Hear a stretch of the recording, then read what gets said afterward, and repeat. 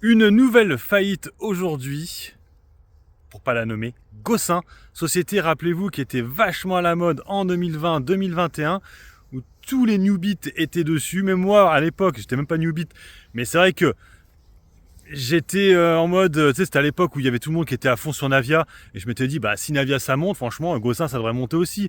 Et c'est vrai que pendant un bout de temps, Gossin a fait mieux que Navia, mais la finalité, les deux ont été les mêmes, c'est-à-dire faire faillite.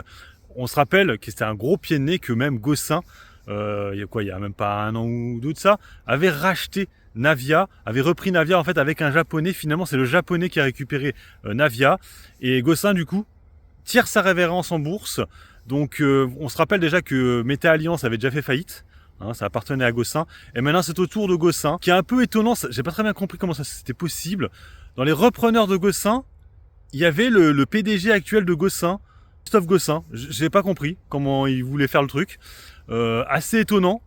Mais en tout cas, ça n'a pas été validé par le tribunal et du coup, bah, c'est fini. Hein, l'aventure est finie. Alors le problème pour ceux qui en ont, c'est que ben, les lignes elles vont rester. Hein, vous allez avoir votre ligne qui va être là. Parce que après, ben, tout dépend. Il faut voir après dans leur bilan.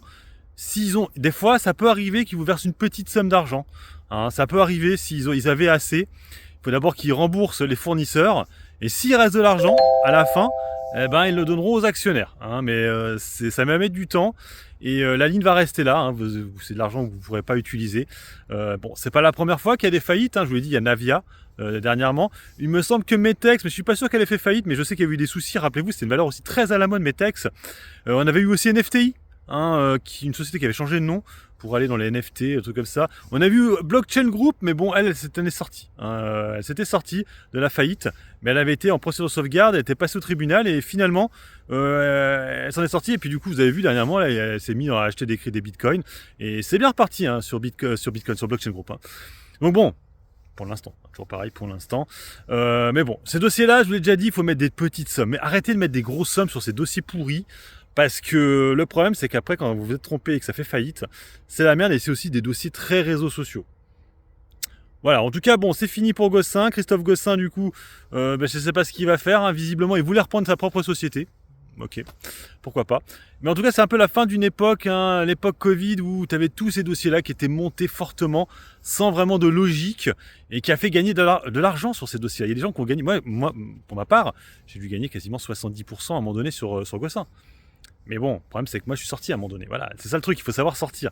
Ne pas s'entêter sur des dossiers. Là, je vois, il y a d'autres dossiers, genre Nextedia. C'est compliqué, hein. On est toujours à 45.